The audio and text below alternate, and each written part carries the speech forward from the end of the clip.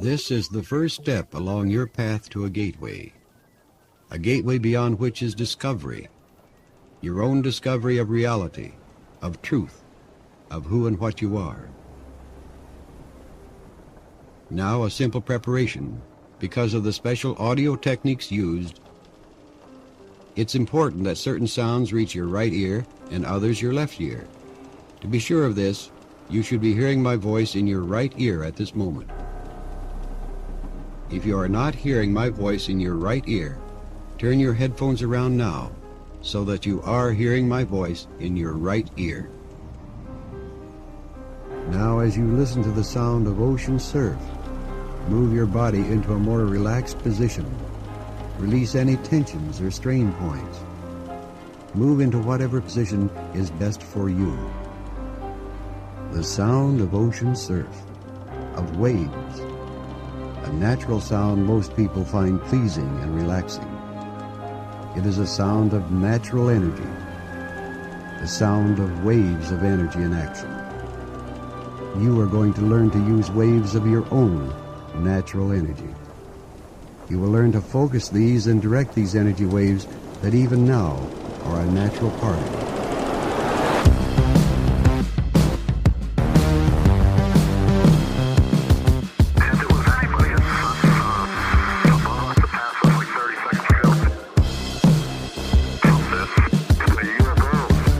Howdy, folks, and welcome to another episode of your favorite podcast, That Would Be Rad. We're a podcast that majors in 80s and 90s nostalgia, comic culture, all things paranormal, and we minor in retro video games, tabletop RPGs like Dungeons and Dragons, pre-internet mysteries, and trying to raise our kids to be half as cool as we were back in the 80s. I'm your host, Woody Brown. And Tyler Benson. Wait.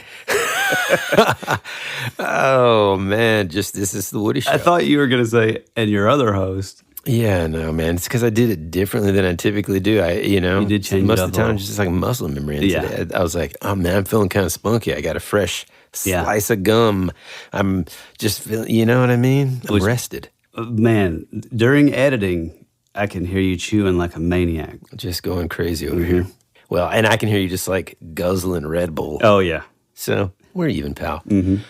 Look, man, I'm not going to let you derail this because last week I tried to talk about this, and I swear we are not going to pivot. We are not going to be like, I know you really were excited about. I'm even more excited now, so I'm not going to let it happen. And to be frank, we're just going to dive straight into this week's topic. Dude, I'm ready, man. And just so the listeners know, I kind of know what he's about to get into, but for the most part, I have no idea. Yeah, it was a situation where, Tyler has a lot of more historical knowledge of this because he's been super into it for much longer than me. And so whenever I latch onto a topic, I'm kind of like, look, man, you're already going to know enough. I just let me deliver it to the listener, and then you just kind of come in here and there with, now I'm going to totally mess this up, but I'm driving away from the dock. Yeah. Okay.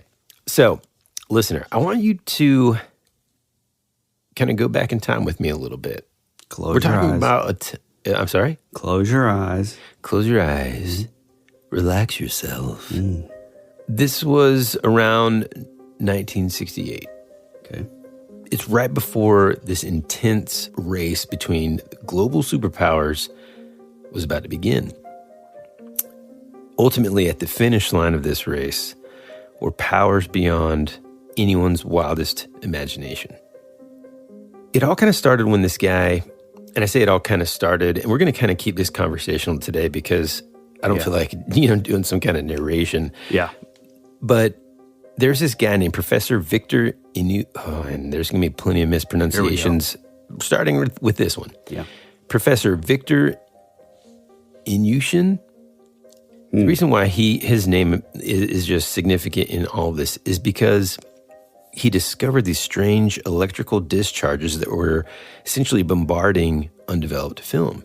And in 1968, he was inside a secret laboratory at Kazakh State University in Alma-Ata of the Kazakh Soviet Social Republic. And he started to make what he believed to be breakthroughs on this isolated campus and really truly began to believe that he was, in a sense, capturing and had discovered what we now know pretty commonly actually as like someone's aura and being able to photograph them. Mm-hmm. And as the Cold War and tensions, started to get pretty, tense between the Soviet Union and the United States. Oh, yeah. We're talking about a time, especially the late 60s, but of course even into the 80s, but specifically, you're coming off of the threat of nuclear war. I mean, you're talking about schools in the United States having bomb shelters built into them, and fallout shelters.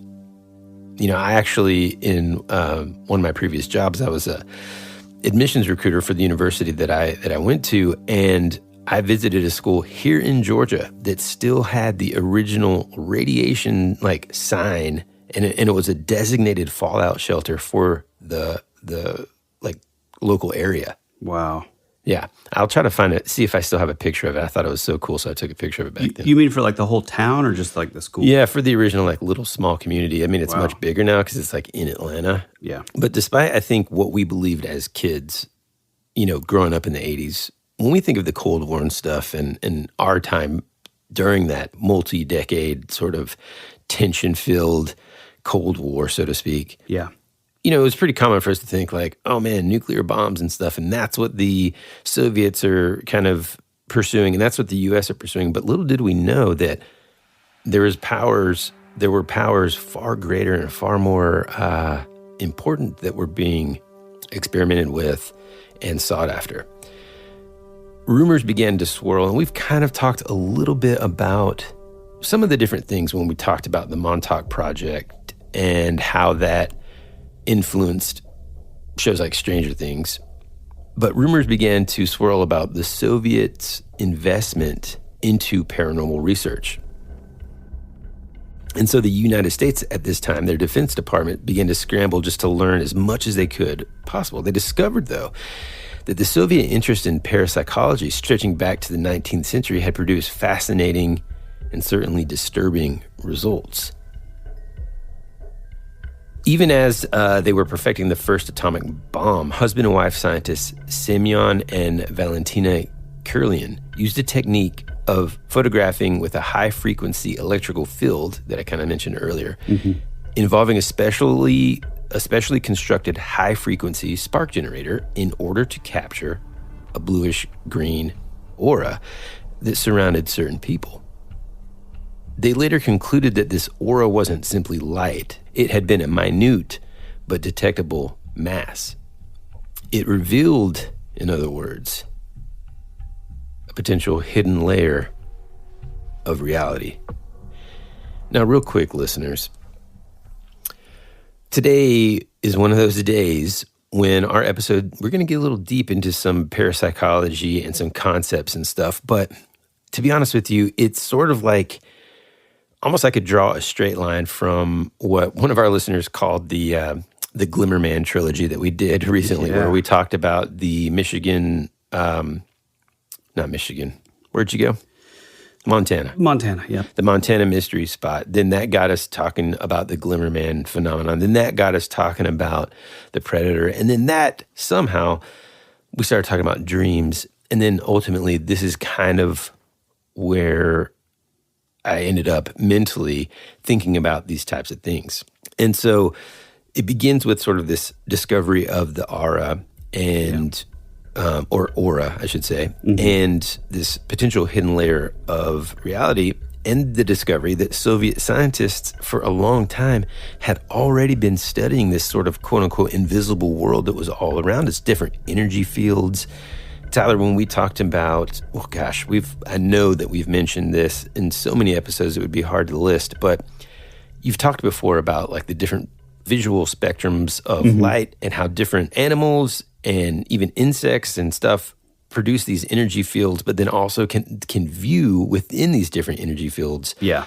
All these different, spectrums of it's sort of like for humans, it's sort of the unseeable frequency of light that our bodies are putting out. Because, we're just, vibrating molecules, atoms, and we put out like an auric field, I think it's called. And so a lot of people believe that, other animals could see that, or like, possibly other beings. Mm-hmm. But it falls, I can't remember if it's like above or below our sort of, bandwidth of what we can see. But and I forget what the perceived like percentages of our visible spectrum. It's pretty small. But it's not just the visible stuff too. I mean, ocean life communicate through electromagnetic waves. Yeah. I mean, we're inundated constantly with all of these different frequencies of sound, light, magnetic fields. I mean, do we even really need to go into how does the Bluetooth work anyway? Okay.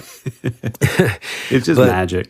Yeah, exactly. I mean, sometimes, man, that really is one of those situations where it does feel that way if we don't understand it. Now, it takes some time to kind of dig in and research. But what I love about today, we're diving into what some call like pseudoscience, what some call parapsychology, but the phenomenon of astral projection and even just transmitting information through even things like ESP, all these kind of phenomenon that exist. But I've discovered in all of the research here, I say scientific, but I'm getting real sidetracked here. It's all right, man. The Soviets attempted a wordless transmission of information.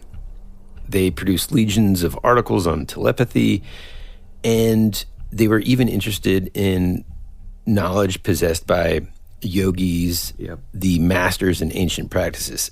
And we'll see this later, but it is important to note that a lot of these concepts are ancient practices. Yeah. And in some ways, that's both amazing, but as we'll come to see, terrifying. Yeah. So you've got these global powers. You've got the United States, you've got the Soviets, okay?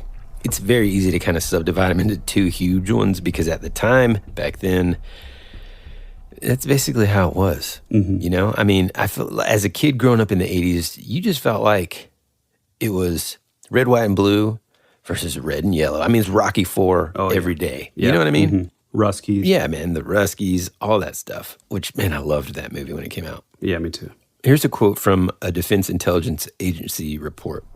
It said that the major impetus behind the Soviet drive to harness the possible capabilities of telepathic communication, telekinetics, and bionics is said to come from the Soviet military and the KGB. This push intensified through the early 60s based on a Kremlin edict, and by late in the decade, there were 20 or more centers just dedicated to the study of parapsychological phenomena. And it was all funded by, the country of Russia. And according to this report, this doctor, I think Dr. Leonid Vasiliev, and he was like a professor at the University of Leningrad. Leningrad, is that right? Leningrad? Grad, yeah. Yeah, Leningrad. And he was able to conduct a successful long-distance telepathy experiment between Leningrad and Sevastopol. He said that the nature of brain energy that is produced was stubbornly elusive. The key to know how something as immaterial as thought could travel appeared to the Soviets to rest on what was known as bioplasma. I'm going to throw a couple terms at you today. This is the first one. Bioplasma they define it as an organized system of electromagnetic particles invisible to the naked eye. So what they're saying here essentially is just by using their minds, they were able to transfer information from one person to another in completely separate places. In other words, they were using the Bluetooth of their mind. Yeah. Yeah. And not necessarily Bluetooth, but they like a mental fax machine from one person to the other. And research on this bioplasma then turned back to this professor Ilyushin and his colleagues to further refine the aura photography that was, taken years earlier. And they captured the images directly on film. And through new techniques of developing film, they were now able to identify colorful flares emanating from bodies. Yeah. And I read this cool article, and it says basically if there was a starting gun for this race, this was the bang. Yeah. Now, dude, I had never heard of this next thing. I'm not sure if you had, but it's fascinating. So back in the U.S., luckily, during this time, I guess they've had there's a spy network. They're figuring stuff out. They're hearing remnants of the fact that the Soviets are dabbling in this stuff. They're putting millions and millions of dollars. There's 20 centers just dedicated solely to this. Yep. The U.S. is like, man, we don't want to get behind, right? So they are kind of freaking out by this because they said if bioplasmic connectors to human beings had really been identified and isolated, it evoked a long-standing legend of what's called the silver cord.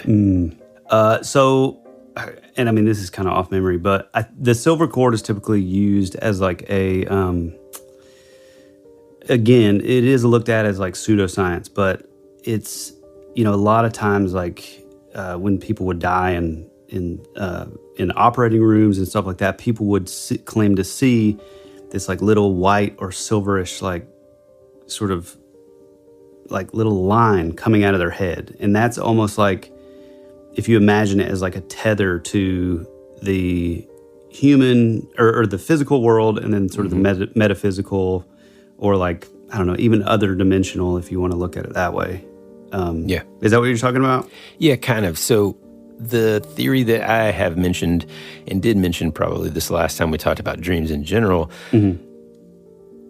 in these beliefs about the silver cord, the world is sort of scaffolded with these so-called astral planes, multiple planes that one spirit is capable of entering and traveling through.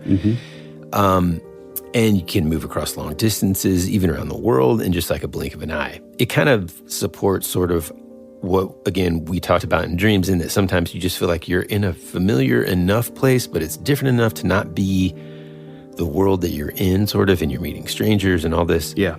The silver cord itself is said to be roughly 1 inch in diameter. And it tethers that spirit to its physical anchor, the human body. Yeah.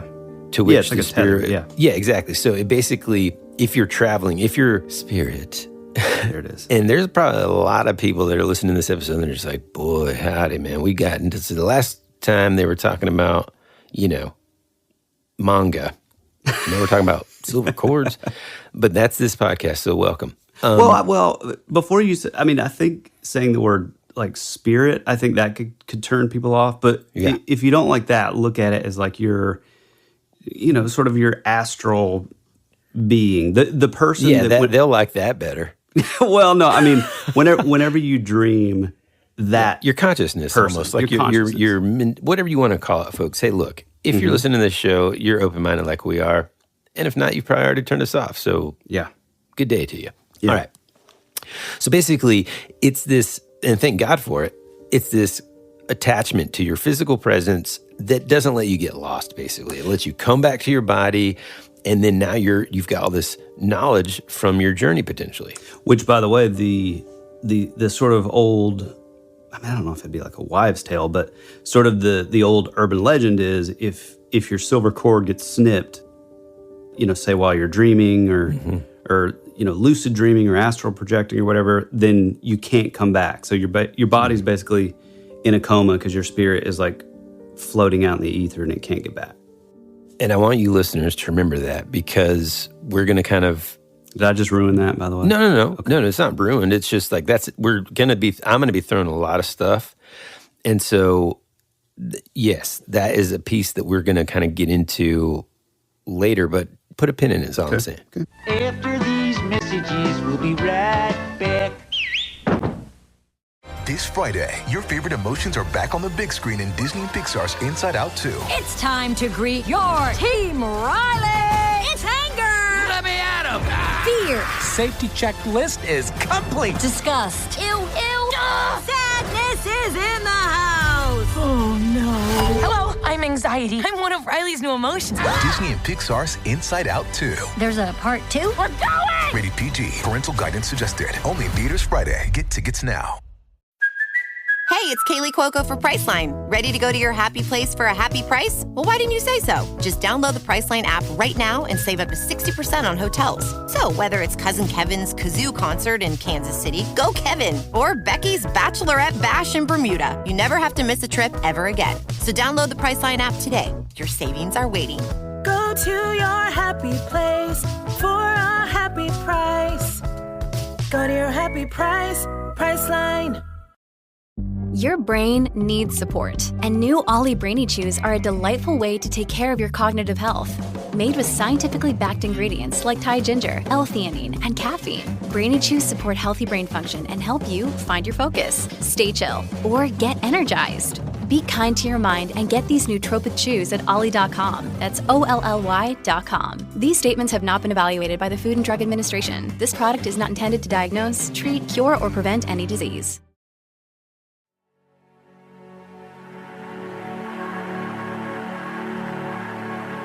It's a pretty cool place if you're a Martian. Or a vampire. You think you really know what's happening around here, don't you? We're fighters for truth, justice, and the American way. Hey, this is Woody. And this is Tyler. And you're listening to That Would Be Rad. And now, back to our show.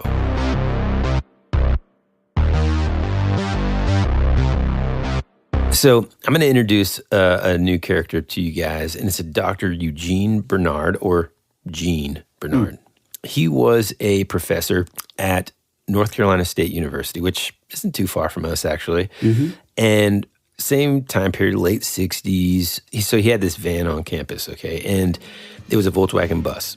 And he kind of would keep it parked on campus, and you would have been able to spot it a mile away because it was just that classic, stereotypical, what we would consider a hippie van, right? It's got red, green, pastel colors just splashed all over the place.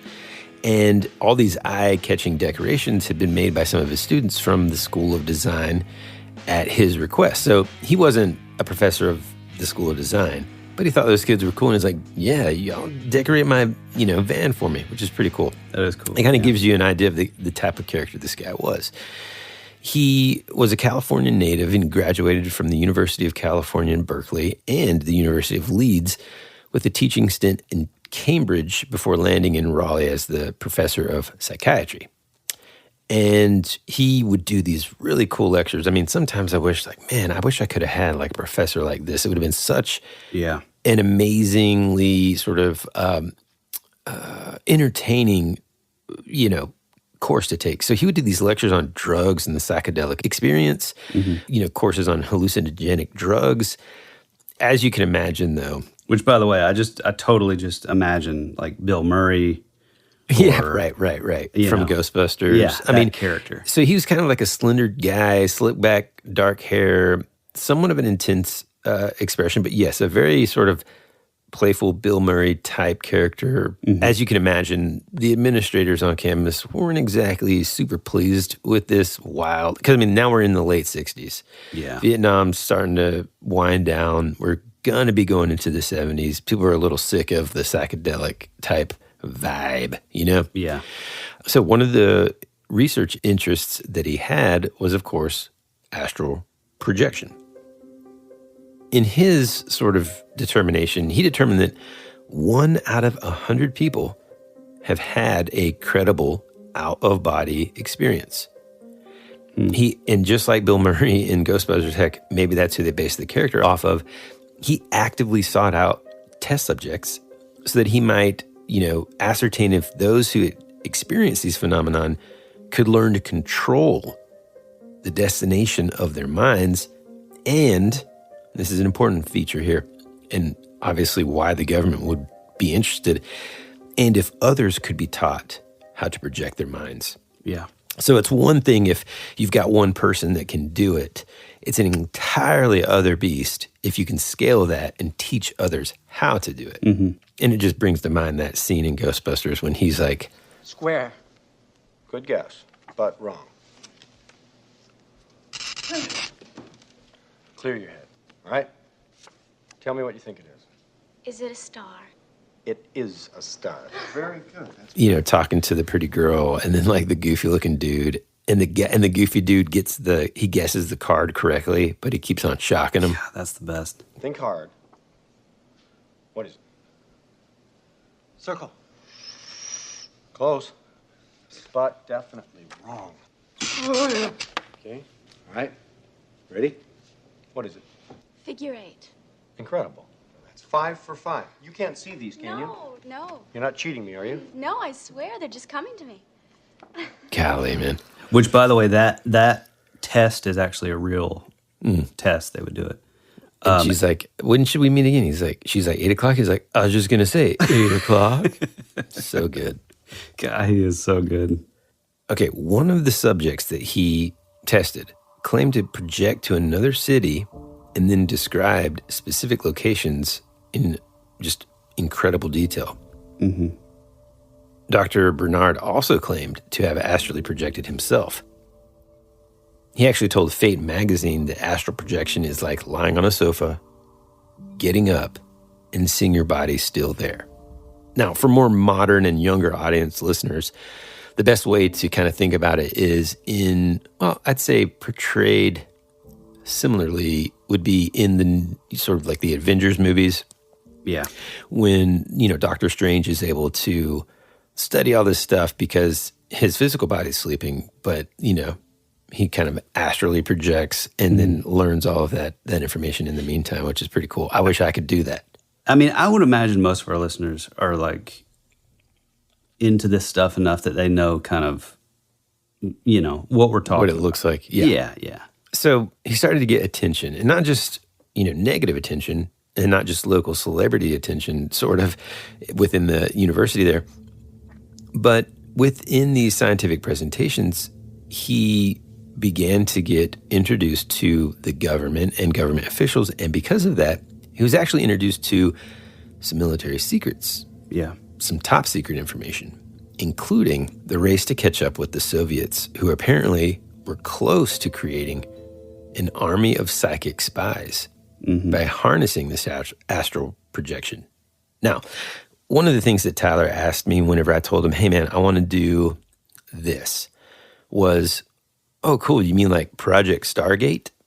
And you've mentioned it before, I know, but the answer is no. We're not going to talk about that in depth today because I think it deserves, take a drink. We're going to do an episode on it later because it really does truthfully deserve its own. It's also this fascinating thing that it's one of those things that if you didn't know anything about it and then someone told you about it, you would say, no, that's not real. Which this is kind of a primer to all that. Correct, yeah. So. Yeah. I felt like it would be great for us to kind of really dive into astral projection and stuff because it's a technique.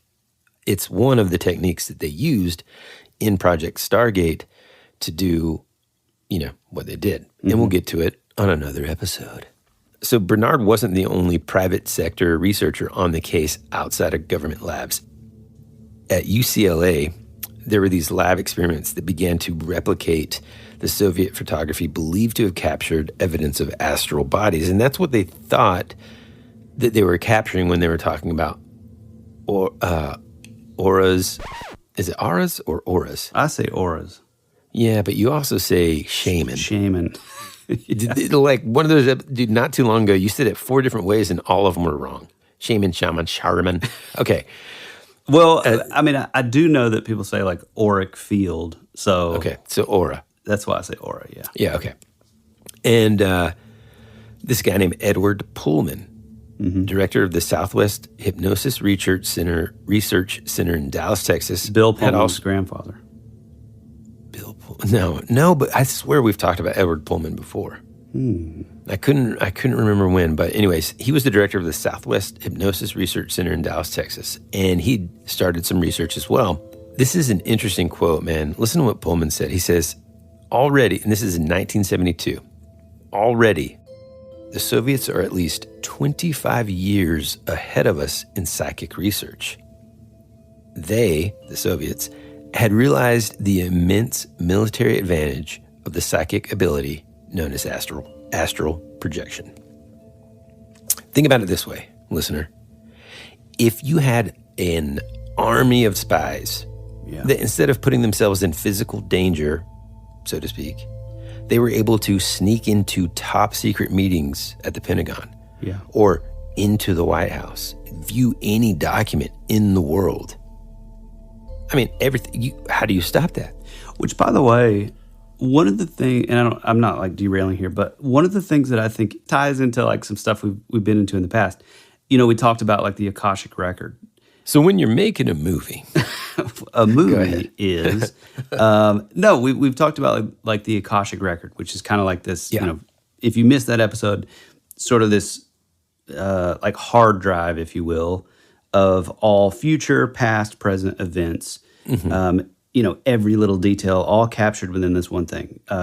Some people will refer to it as like the mind of God, and so some people are able to sort of tap into that. I have often wondered if part of the remote viewing thing is not necessarily physically tapping in or like physically traveling to these places, but if they're just sort of tapping into the Akashic record. Kind of like a network. I mean, it truly is, not to go back to, it's all a simulation, but you know, that makes sense. It's easier for my mind to utilize the life experience that I have with, you know, just using a computer during our lifetime. And to kind of, you know, relate it to that. But that does make sense. You know, you're just able to kind of ride that information. And kind of tap in there. That's interesting. And in a way, we'll kind of get back to that sort of in a little bit. Okay. But so Pullman was basically saying, and this is a quote from him, there is no defense against such intrusion, at least, and this is my favorite part, none that we know of. So this is incredible. So Pullman started experimenting with this local woman named Beverly Chalker. He started to hypnotize her. She was a 37-year-old interior decorator. And he would try to send her on these astral, quote, flights to specific destinations. At one point, sending her from Dallas to a house in New Jersey. She reported observing a man asleep on a bed with the light on, with the book he was reading having fallen on the floor. She says, once you get to a place, you see what's going on just as though you were watching it on TV. She was able to describe the man's pajamas and the decor of the room. The next morning, Pullman's team startled themselves when they were able to verify Chalker's description with the man whom she had observed, which I wish to God I had more details about that. But this is just one of the things, man, that I latched onto because this concept is fascinating. Now, if this is where I had ended my reading or research, I would immediately be like, I'm doing this. How can I do this, right? Yeah. So if you're listening and you're super excited, please wait to the end of this episode to decide whether or not you could, should, or will practice this, okay? Yeah. Going back to Gene Bernard, the professor that was up at North Carolina State, he said that man, general humanity, has the ability to perform this phenomenon at will. If he can be taught to project and to control, the prospects are staggering. Imagine the value that would be to our nation, he said, particularly in spy work where the unseen could be observed and later reported. Again, I go back to like, boy, how, I mean, yes, that would be important, but also scary and hard for me to believe that it would be put to good use, I guess. Yeah. It would be just as easy for it to be used, negatively, I guess is the word I was looking for. I do think, by the way, that it's interesting that we still have this stigma of like, oh, that's just silly pseudoscience. Yeah. Here's what I'm so glad you brought up the word pseudoscience, man, because I didn't want to interrupt you when you brought it up earlier. So you interrupted me this time. This time, there you go. I gave you one. And I figured take the other. Okay. Here's the thing I actually love about the word pseudoscience. To me, the only thing that differentiates it, in my opinion, from quote unquote science is the word pseudo. Well, of course, but that usage there, the way I look at it is, look, it's a science that has not, it's just like cryptozoology, right? It's science that hasn't been able to be replicated yet. That doesn't mean to me that it's just bullshit. It just means to me that they haven't set up the experiments. And that's why this subject blew my mind, because guess what, man? They did these experiments. They were able to replicate it. They were able to put this stuff into action. And it's easy for people listening to think, well, maybe they didn't. Maybe dude, in my research, folks, not only do I have the declassified documents about this specifically, but I read through them. The people that were part of these things, even Project Stargate, have since retired. They were, very well dedicated, decorated Army people, and well respected. So it's not just complete BS. So whenever I hear pseudoscience, I think sometimes from people that are really sort of just closed-minded to this type of thing, they throw the word pseudoscience as an insult or like as a jest. And, on my side of things, I like to be, and I know you do too, open-minded. And so when I hear pseudoscience, I'm just like, okay, cool. You might not be able to duplicate it in the laboratory, but, not all things can be duplicated in the laboratory. But also, is it really still pseudoscience if we have records? And this is the physical records of the military spending $240 million just between the mid-'70s to the early 90s. Right. And that's what we know of. That's what we know, exactly. And if we already know about this stuff, which, I hope we remind me, I won't forget. Never mind. I don't even want to bring it up because I don't want you to get into it. But I've got something else to say because I've got a new theory about declassification and, after reading all this stuff. In one laboratory-controlled experiment, he reported increasingly staggering results in the Detroit Free Press. A young girl was able to use astral projection to read a 5-digit number hidden on a high shelf by scientists during sleep, reporting it upon waking. Yep. Now, longtime listeners of our show, thank you. But you will remember that when we, at some point, we talked about, God, this could have been a Patreon episode, I'm not sure, but we talked about Houdini.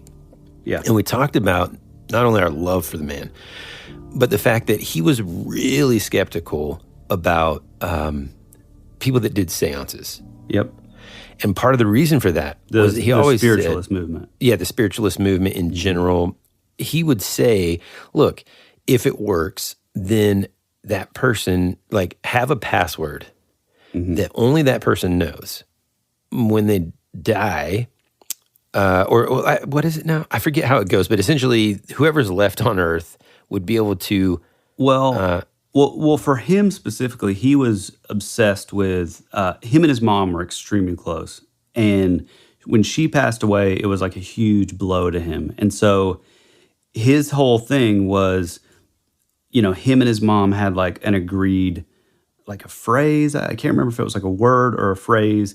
And so that was his way of saying, okay, whenever you go to the other side, I need you to contact me or send somebody, and they'll tell me that word, and that'll be confirmation.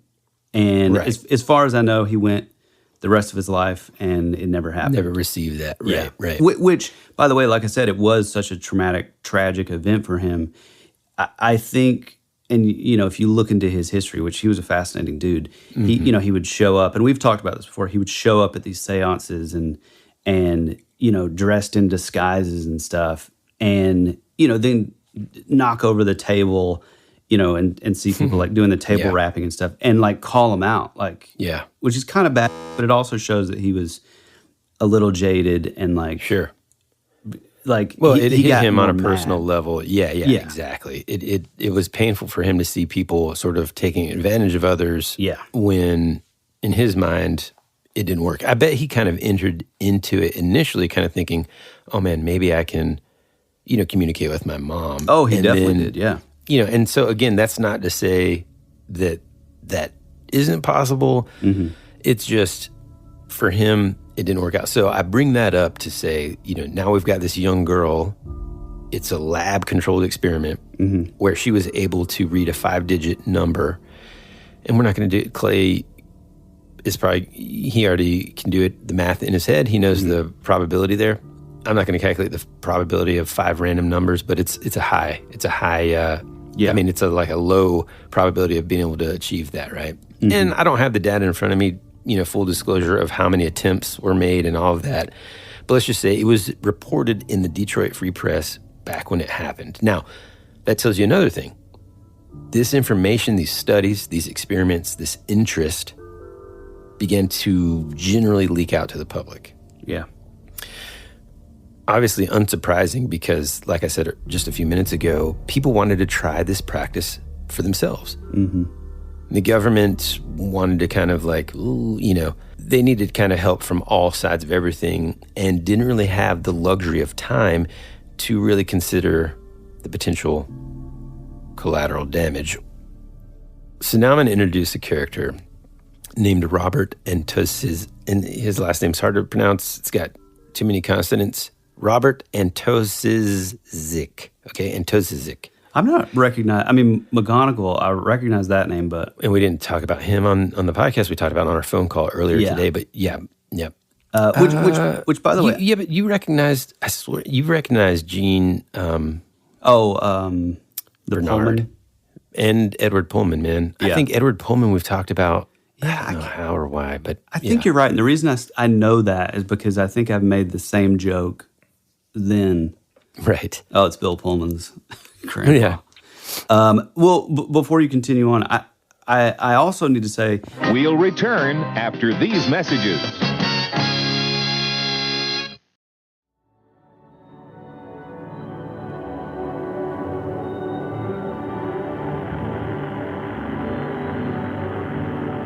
There's something out there waiting for us. And it ain't no dead.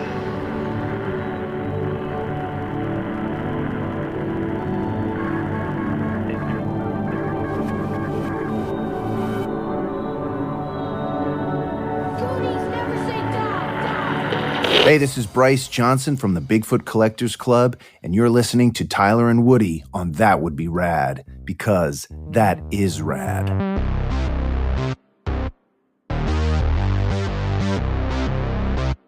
So this stuff didn't just start... Well, are you going to go back to kind of give sort of a history, or... Well, this is kind of where it all, for me, where it gets significant, and there's so much information that we're kind of starting in the early 60s.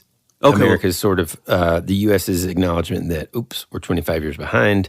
Yes. And then we're going to kind of go back into some of the ancient origins a little. Well, I think it is worth noting that in the... throughout the 30s and 40s, I think 30s and 40s, there was a guy named J.B. Ryan who he was doing stuff, and again, this is what I get for this is what happens when he's like...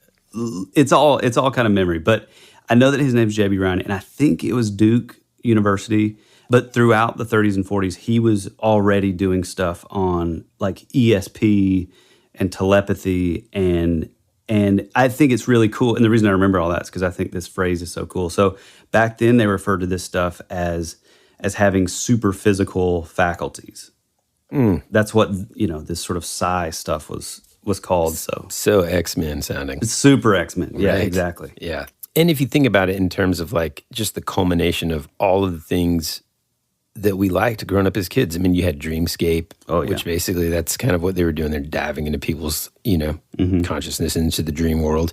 You've got the X-Men, all these things we've been sort of inundated with growing up. And in a way, I feel like there was a lot of creators, movies, TV, books, comics that were a little, older than us coming through this time. They were able to use this as their inspiration. Oh, yeah. It's kind of like Christopher Nolan definitely watched the movie, what is it called? Man. It's basically like he totally ripped it off for Paprika. Oh, I never finished that movie. I've never watched it, but I saw some scenes, he stole, maybe not the concept necessarily, but okay, the scene where she touches the glass and it breaks in front of her. And then the scenes where it's like the city's collapsing in on itself. The hotel scenes where he's like in the almost Victorian looking sort of elevator. Yeah. Definitely not Victorian. Don't know architecture. Sort of Art Deco, you mean? Yeah. And then the like running on the wall, and then like, I mean, just so much, dude. Yeah, I he think borrowed from it. I think that movie was like one of the most beautiful animes ever, but very strange. Yeah, I didn't finish it. I remember it where was this just guy like puts his hand into the person's body, and it's anyway. Okay, let's get back on track here. Okay. So this guy Robert Antosizik, I'm just going to go with it. Probably say it a million different times. He did Please great. Just bear with me. Mm-hmm. So this is a guy. He's about 29 years old. He's a vegetarian. He was like a beekeeper. He was a Pisces. You know, he liked long walks on the beach. There it is. And a very sort of quiet and thoughtful demeanor. But he lived in Ann Arbor, Michigan, and he wasn't really like your typical sort of hippie necessarily. But he was kind of the type of person that wanted to just improve the world around him. You know, like he wanted to leave the world and it having been it being a better place because he was in it, kind of thing. Okay, that was his just overall demeanor. He was in the physics club, the rocket technology club as a student, known as a nice young man. No drugs, no drinking, just a really, nice person. He even taught Hey, Woody, talking about remote viewing, what's in my mind right now when you're saying all this? A Red Bull. Nope. Oh, when you're saying he was in this club. Oh, man, yes. Maxwell Fisher. What's his name again? Max Fisher. Sharp little guy. He's one of the worst students we've got.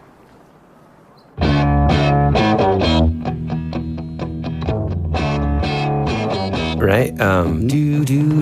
Rushmore. Yep. See, guys, remote viewing it works. So easy. It just happened. Did we just capture that on tape? We did, Val. Okay. We did. So he taught yoga at the YMCA and the YWCA. Now, wait a minute now. Huh? Yeah. So is that a thing? Oh, yeah. Now I think it's just like a YMCA, but I guess the young or YWCA back in the mid 70s. I mean, I would teach yoga. You know what I mean? Yeah. I would teach you. I'd be like, hey, I'm the yoga instructor. But he also got into the more esoteric and spiritual side associated with like, historical yoga. Mm-hmm. And of course, been increasing his interest in astral projection. Yeah.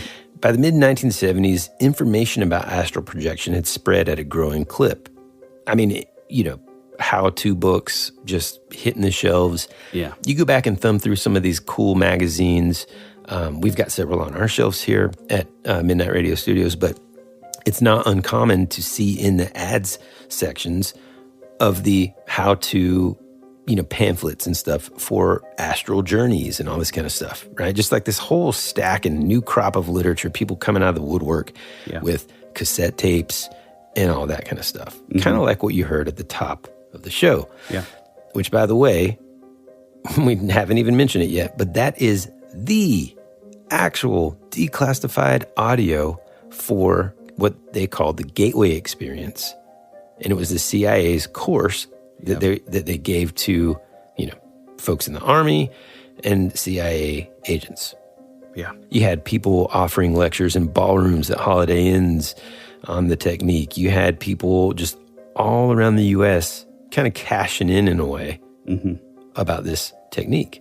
Even Ed and Lorraine Warren, who are famed paranormalists, had added the topic of astral projection to their lecture tour. Now we're talking. Listen to this, dude. At Seton High School, which was an all-girls prep school in Cincinnati, an entire class of students in early 1975 were led in an astral projection experiment, each one of them detailing what they saw before calling home to verify it. Isn't that wild? Yeah, dude, I think that's awesome. There was a report where a young woman reported that her fiance learned to use astral projection to visit her in bed as she was on a multi-state work trip, afterward comparing notes and finding to their great shock matching details, such as the broken television in a second-floor hotel room. This other guy, this is kind of funny actually, this guy, his name was Robert Monroe, and on his first out-of-body trip, he reported looking down at his wife in bed. Yeah. And he began to get furious because she was in bed with another man. Oh boy. However, it just took a few minutes for his confusion and anger to kind of subside because he realized that he was actually looking down on his very own body. Man, that's cool. Of course, just like we talked about with Houdini, many people who had lost someone began to develop a curiosity about that astral travel, thinking that maybe they had the potential technique to enter into the realm where maybe their loved ones were. This lady named Laverne Landis, she was in her early 40s. She was a nurse in Houston, Texas. And her husband, Dennis, who was a medical researcher, had died suddenly, leaving her alone with 5 children. Laverne, she was like at first interested, but then became even obsessed with the idea of astral travel and the fact that maybe, just maybe, somebody's soul could enter a sphere to find and reunite with spirits of the dead. Yeah. Or what we thought of, or what we think of as the afterlife. And so she began to throw herself into this new breed of books and classes. Very like new agey, by the way. Yeah, very new agey. But again, because it's rooted in, hey, our government is kind of, of course, at this time, they're just getting sort of like small leaks, right, to the press. Like, right. That we know of potentially the government's looking into this. Yeah. And then in the public sphere, universities and stuff doing experiments and all that. And then all these books coming out. So this guy, going back to Robert Antosizik. Yeah, there we go. Robert Antosizik. He wasn't really content with just leafing through pamphlets and, not penny arcade, but like, what do they call those? Those. I know what you're talking about. Kind of like cheap. He like the books you get at the checkout counter, like Fate magazine and stuff. Yeah, like your Reader's Digest. Yeah, it wasn't those little enough digest size. Right. Book. He just felt like he wasn't just good with, hey, I'm just scratching the surface on this. This guy was getting serious with it. So he flew to India to seek out a master teacher of yoga. Mm-hmm. And essentially taking himself to the ancient fountain of knowledge for out-of-body projection. Wow. But really, is it too much in the weeds, man? Just give me doing this. Wow. Oh man, dude. So put that right I've got to send you this video that I found of this dude who does. Oh, hold on. I'm gonna do it right now. I think I know what you're talking about. I just watched one the other day. He does like the Wes He's like Anderson. A singer. I mean he's what? He's like a singer. Oh no, I don't. Dude, this guy is hilarious. Hold on. I haven't done this in a while, but here's Owen Wilson as Obi-Wan Kenobi. Oh, this is it. Yeah. Okay, I'm professional. Okay, wait. Yeah, I knew your dad. I fought next to him in the Clone Wars. And a pretty good pilot. Kind of like somebody I know. Guess what? Surprise, it's you. The Force is kind of...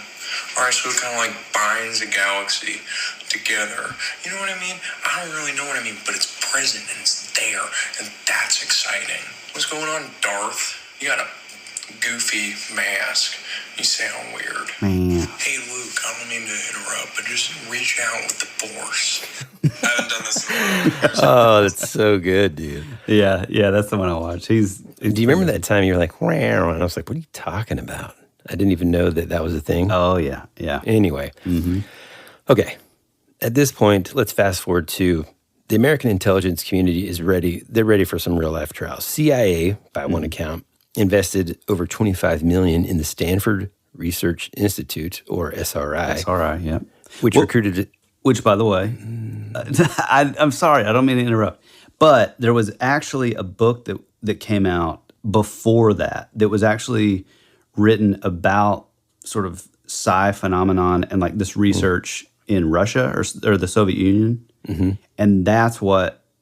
kicked it off? Yeah, that book came out like a few years before SRI was funded by the military or CIA. So basically SRI, and thank you for that input, basically the SRI started to recruit a set of, quote, specialists who practice this, and almost thought of them as like kind of test pilots, including one who was actually legally blind.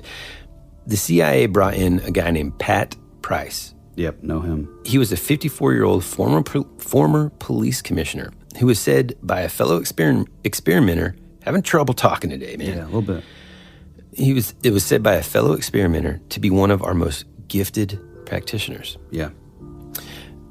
Some of these declassified National Security Agency documents that I've got, and even some other researchers, they basically refer to Price's role in something that they call the astral projection caper.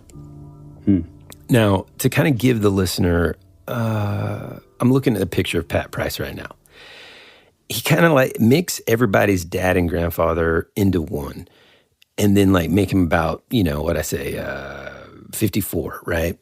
Mm-hmm. In the 70s. He just looks like a sweet old man, got some rumpled clothes, headed out to go maybe fishing with his son or something, Yeah. And here he is, and this is some cool synchronicity. July 15th, 1973. It's my daughter's birthday, but in 1973. Officials asked him to project himself into a secret underground installation at a United States military facility far from their location. If the test worked, they could work up to sending Price across astral enemy lines. Among other observations while projecting himself as directed, Price described file cabinets, desks, detailed papers and documents identifying the location of either haystack or what he called hay fork. The Stanford team also sent, and here's your guy, and very famous, more famous I would say, Ingo Swann. Oh, he was known as the world's greatest psychic. Through the astral planes to the same facility with an assignment to draw maps upon his return. Mm-hmm. I mean, if this doesn't just remind you of Stranger Things, man, I mean, it's just incredible. Yeah. So this guy named Commander George Long of the National Intelligence Strategy traveled the old-fashioned way to the underground installation for the express purpose of checking Price's claims and Swann's maps.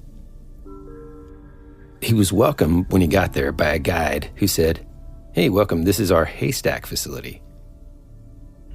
I'm sure that sent chills down his spine. Mm-hmm. This couldn't come at a better time because, according to rumors, at that exact time, the Russians were said to be examining whether projected souls could be endowed with any physical strength. In other words, whether or not they could become assassins. Yeah. Here's what's neat. At that exact time when these rumors were swirling, there was an influx of extra security added to the White House. Yeah. So whether or not you believe in this stuff or not, whether or not it's even real, it was groundbreaking and sort of terrifying enough that they're like, we need extra people here. Yeah. Right? That's how real it was to the government. But it's just pseudoscience, though, so. Well, I mean, dude. Now, let's travel back for just a second. I know I'm kind of going all over the place. It's going to kind of come together. Back in North Carolina, the more sort of free-thinking Professor Gene Bernard began to learn something about astral projection that we haven't really touched on that much yet. The benefits of astral projection began to be countered by signs of danger. Some experimenters he studied reported being afraid and worried, as though something menacing was creeping into the astral sphere. Now, ladies and gentlemen, I can't even contain it. This is the moment when I discovered that I was like, now it's a That Would Be Rad episode. You know what I'm saying? Yeah, and I don't know anything about this. So, oh man, it's so crazy. So this lady, Christine Brister in Berkeley, went on a meditation-induced astral projection. And then, terrifyingly, she said that she struggled to get back to her body. The reason we even know about her in general is because she went public pleading with people to realize how dangerous astral projection could be. Another projector thought he was dead and he could see his own corpse. So imagine that terror. Yeah. As Professor Bernard continued to compile accounts, these red flags essentially multiplied. One projector profiled in the Messenger of Kentucky reported, which is a newspaper in Kentucky, reported enjoying leisurely astral jaunts to Florida, at least at first. Complications began to creep in, and then those were increased. When he started making these spiritual trips, his body temperature would shoot up into a high fever. Wow. Soon, whenever he was having an out-of-body experience, his children, elsewhere in the house, would wake up screaming in horror without knowing why. A San Antonio woman, she was having unexpected out-of-body experiences since she was a child, now woke up in her bed but couldn't move, even as she saw a version of herself walking around the room. She said that the me in the bed was terrified because I couldn't seem to get back into myself and was trying so hard to move my body and couldn't. I've heard that too. This reminds me of sleep paralysis. Yeah, right. Right? I think it's all connected. Oh man, the more we dig into this, the more I agree with you, man. Which, before you go, and the reason I want to say this now is I wonder if you'll touch on this. I wonder if that weird phenomena that I have with my youngest daughter is tied into That's what I thought of. I know, man. Where that's what I thought of. For you folks that haven't listened, I'll do this thing where if she has like a bad dream or a nightmare, and it'll, it's enough to like wake her up so she comes into our room at night. Every single time I'll wake up like 30, 40 seconds before she comes into our room. Yeah. Even if, every time, like I don't recall anything that I've been dreaming or any of that. It's weird. Yeah, and it makes you just to kind of rethink of that silver cord. Mm-hmm. This is just something that when you said that I thought of. So it's not in this research that I did, but it just kind of popped in my head. I wonder if potentially, think of it as a family tree, but we're all like all of those tethers are somewhat tethered to each other. Does that make sense? Yeah. So if there's some like, we'll call it turbulence on somebody else's cord. Now we're getting real new agey here, but I mean, hey, break out the crystals. Anyway, maybe they're connected in some way and we can sense that. I'm not sure.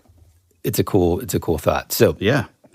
I mean, and again, I'm not driving away from the dot, but there is that like hereditary element to a lot of this weird fringe kind of phenomenon. I mean, a lot of times, like it's weird that I'm like in a different place than even I was at the beginning of the show in my belief system. But there is stuff with like lineages, and a lot of times, like if there's like an abductee, like if somebody experiences like, they're like abducted by aliens, if you will, a lot of times that will like carry on to like their children.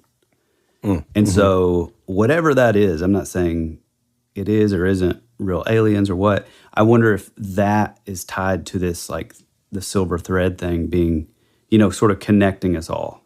Yeah. I mean, maybe. I also thought, there's that sort of hereditary sensitivity to certain things as well. Onions, geez.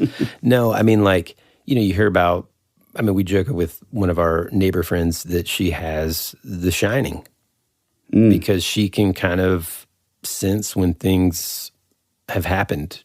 Specifically, like if someone, has passed away, that she knows. There's family members that I have that are very sensitive to that kind of thing. Yeah. Maybe that is also, it's all the same. It's all connected. All right, let's get back to this guy, though. You've got Dr. Bernard's kind of getting red flag after red flag. Yeah. And he, in his perspective, for some reason, souls, or so it seemed, were now being sort of jammed or disrupted. He really kind of needed to stop and consider the consequences of this astral craze, which he had sort of contributed to. Mm-hmm. So from where he was sitting in academia, he was well positioned basically to find a way to share those warnings before it was too late. But at the time, again, think of Bill Murray and Ghostbusters, tensions with the university administration had kind of peaked. And his psychedelic bust, they made him paint it to a neutral color. He was having a lot of sort of administrative pressures, and basically he just felt like he was no longer welcome there. And so he resigned from the university and headed west back to where he went to school, in his VW.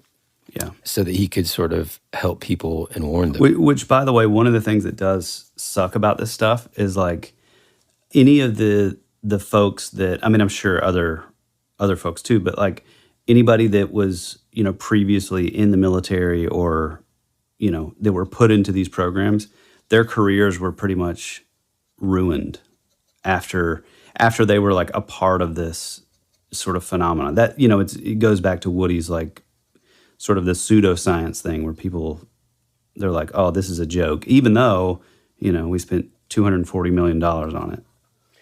Well, the good news is in some of these cases, Project Stargate, when we talk about that, a lot of those people that headed up that project were able to kind of leave it unscathed, which that's a whole nother beast, which is really cool. And it tells you just how quote unquote real this is, Well, and this is kind of sort of on the subject. One of the things that I think is cool, and I don't know if you'll ever cover this, but one of my favorite aspects of this is in a previously like unreleased document from like the Soviet era. This would have been maybe late 50s, I guess, technically, because they got a much bigger start than we did on this. And by the way, I also think this is cool. They call it, they used to call it, and I think it was Hal Puthoff that he was sort of the director of the SRI program, but he called it like the race for inner space,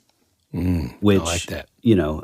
It would have been in 72 or 1, I think, SRI, and then, 69, we went to the moon. So it was like the next big race of like, oh, we got to do this. But anyway, one of the cool things about the Soviets is they were so serious about this that they actually sank a submarine like down like almost as far as you could kind of go in a sub, and they had a remote viewer do stuff in which the results were it made no difference whatsoever in if they were across the street or if they were across the world. Man, which is pretty cool. And that alone kind of to me lends credibility to this. Maybe it's more of like tapping into this Akashic record kind of thing.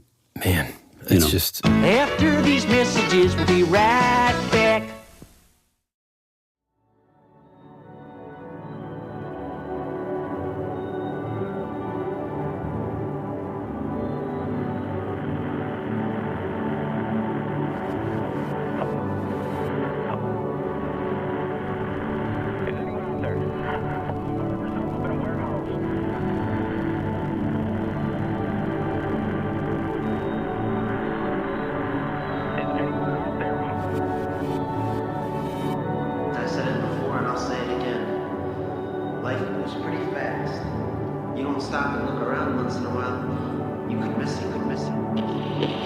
Hey, this is Woody. And this is Tyler. And you're listening to That Would Be Rad. And now, back to our show.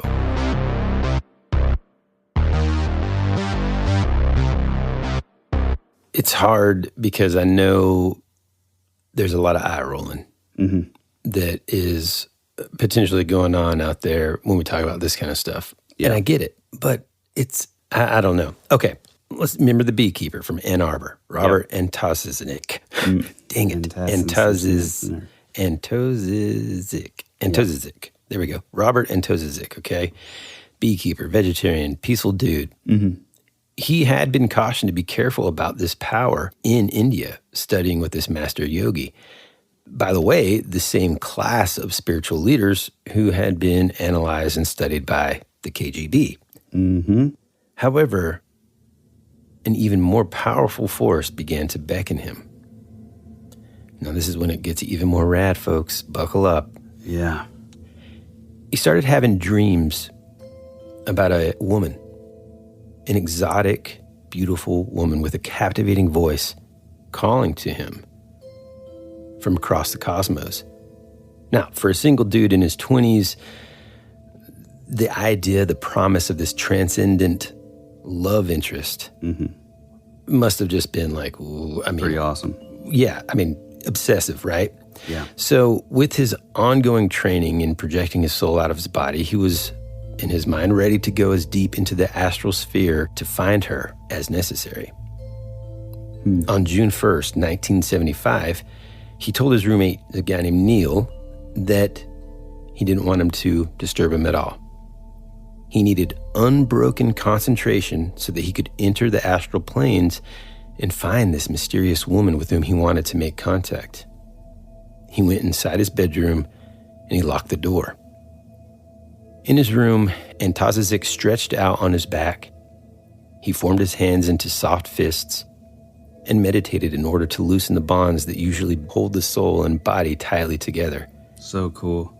Experimenters in astral projection describe a sensation at once tranquil and disquieting of separating from the body with a deafening sound, a roar of wind in their ears. The first sights, they report, are often of their own body left behind, unmoving, as they float into the astral plane, tethered as though with an umbilical cord, like we've talked about, or an astronaut's lifeline, to their physical form. Yeah. We called that the silver cord earlier. And the Soviet researchers believed that they had been able to capture this cord on film. That's what they consider essentially the aura that individuals have. Projectors also describe some feelings of confusion, sometimes even nausea, before gaining control of their movements once they are sort of, quote unquote, out of their physical form. The astral body, they say, is far lighter, but still kind of, holding mass. Once they are able to master the movements, they can transport themselves through space, some said with expertise, and even through time to go anywhere they desired. That's my favorite part. For sure. I mean, the idea of that is just, it's very attractive. Well, and the cool thing about it is the way they would discover this was, you'd have these remote viewers who were just nailing it, getting like down to Price was so good that he was giving like names of people in offices, words on the filing cabinets, and so then he would have some that like wouldn't make any sense, and it's like, well, this is weird. There's no like water tanks, or there's not this, or there's not this. Then they would find out like, oh, that was actually there like 50 years ago. Yeah. And it's like, he's not only, sort of sending his astral body to a place, he's like also going back in time and or forward in time. Yeah. And maybe even he's in all time. You know what I mean? Yeah, exactly. Yeah. That's what I think. Yeah. Now for Antazizic, his journey to find the irresistible female spirit had just begun. When I was reading this, my thoughts, and it's like, was this another experimenter who was kind of beckoning? Then maybe they crossed paths at some point. Was it someone from, a past life, or someone not of this world? Yeah. His roommate, Neil, started to worry. He was initially nervous, and then it led to panic because it had been 3 days since his roommate had locked himself in his bedroom with, again, strict instructions not to be disturbed, but there hadn't been a peep out of the room since.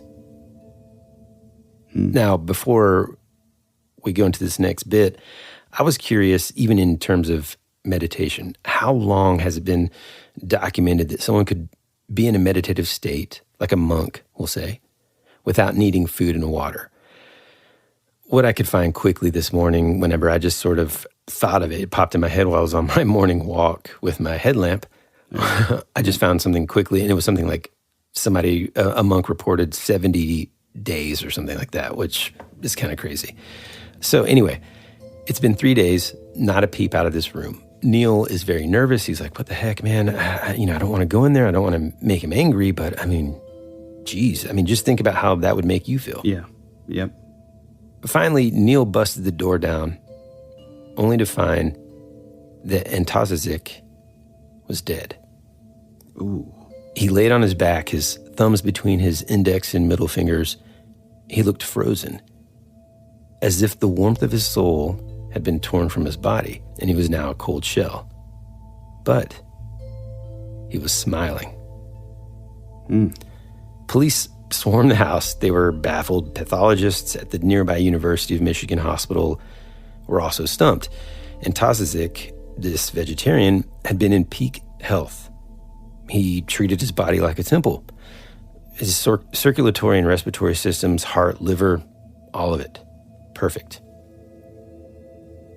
Dr. Ronald Riker told the Detroit Free Press that there was no good anatomic cause of death. He said, quote, "We simply could not find a reason why he died." Wow. In general, experts are beginning to get desperate. Kind of digging into research on mystics. This guy named Paul Geikus consulted Indian scientists whom they reported said that, this form of meditation can be very dangerous if the person does not know what he or she is doing. Geikus and others theorized that Robert had died while in deep, self-induced trance that slowed his heart to a point where his brain received too little blood. Whoa. A local astrologer friend of his, though, thought about it a bit differently. She said that there's really no explanation except that he decided not to return to his body. So this term that they kind of coined here it's called psychic suicide. And it seems kind of far-fetched because this is a guy who had a real zest for life. He, although interested in finding this astral woman, I'm just not sure if I can kind of wrap my head around him just not wanting to return. But if he'd been prevented from returning, that might be the scariest thing I've ever thought about. I mean, it kind of does put you in Nightmare on Elm Street territory. Exactly. I mean, full circle, right? Yeah. So for the first time in history, at least in the United States, newspapers carried headlines announcing that astral projection potentially had taken a human life.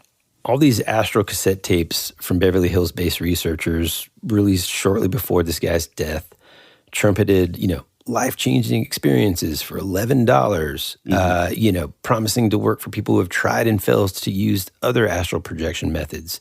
This lady reported that she used these tapes and ordered them through the mail. She was hoping to see some cool colors, designs, pictures, hallucinations.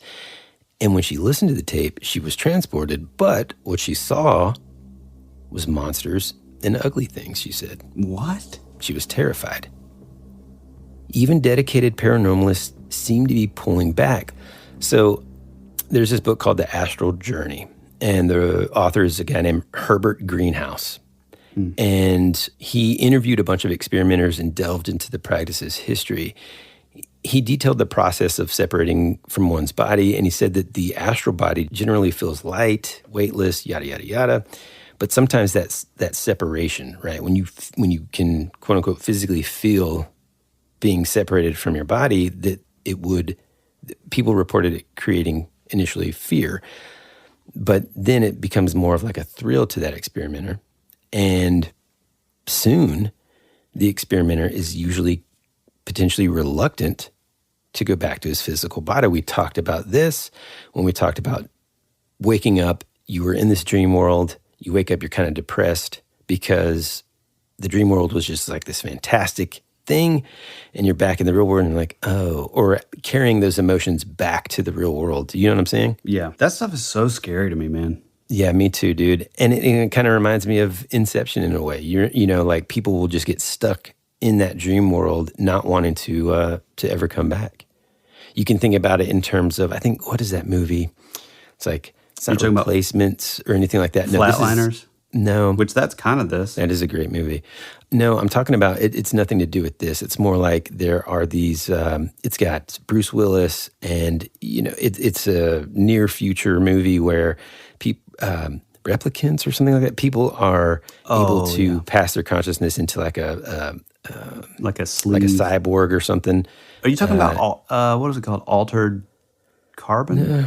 It's something like that where, no, that's a show, I think, but I think that kind of plays on that too, where people just get used to being able to live differently than your reality, and then that becomes addictive and all of that. So It says the cord that connects the astral to the physical body was mysterious and tenuous.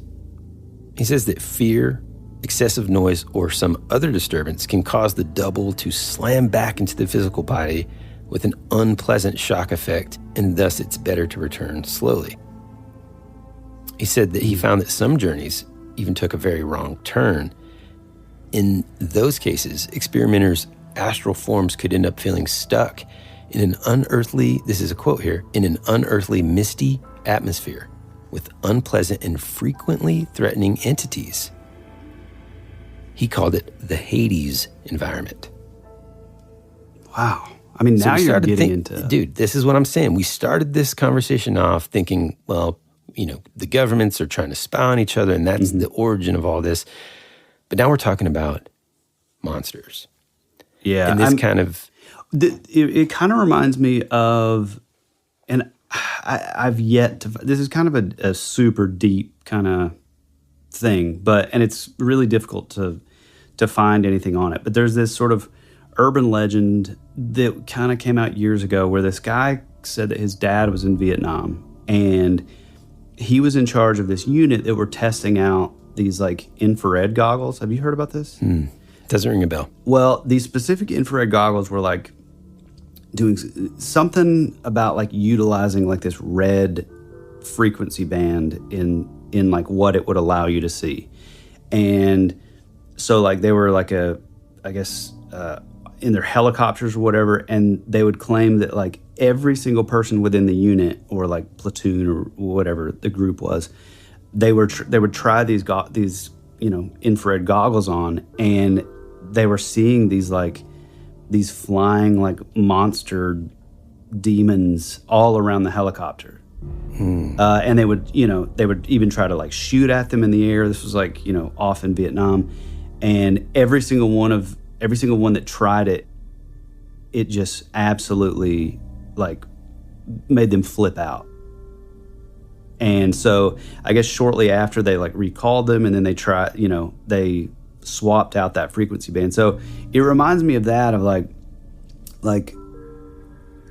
does your astral body, does it have to apparently you're able to fly, you're able to sort of walk through walls, you're able to sort of teleport.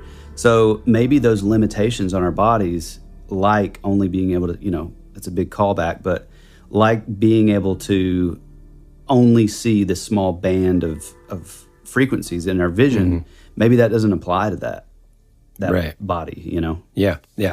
And, kind of like we talked about with, Freddy Krueger and stuff, but apparently like when you are projecting, anything that happens to you in terms of physical pain or injury doesn't apply to your physical self. But what's interesting is, besides Robert Antosazic, he may not have been the first to kind of succumb. Another researcher, an engineer who went by the pseudonym Steve Richards, identified a New Jersey man in the early 70s who died after he combined astral projection with some extremely dangerous experiments in suspended animation. Kind of makes me think of The Cell or whatever. Yeah. Researchers reported growing indications that something was amiss in astral planes, leaving some projectors almost like zombies if the soul somehow got lost along the way. Wow. I mean, it does make you wonder if it truly is is something, snapping that silver thread or that silver cord, is that being cut? Yeah. Well, that or this other theory, which is kind of like maybe in this sort of astral race between the American and Soviet governments, they kind of unintentionally triggered this flood of experimenters from all walks of life. And kind of created some sort of, I think I read it described as like a logjam of souls on the astral sort of quote unquote superhighway. Wow. And so all these people are trying it. They're tapping into this, as we'll see in just a minute, ancient practice that they don't really know all of the implications and all of the responsibility that need to be kind of considered before doing so. And so all these sort of amateurs, it's sort of like if you just gave every kid on the block a set of car keys and said, there you go. Well, they've ridden in a car before. You know, the parallel to that would be we've all dreamed before. Yeah. So they're like, oh, well, I think I know how to do that. And you can kind of give them the basics. You know, you push this pedal to go forward. You push this pedal to stop.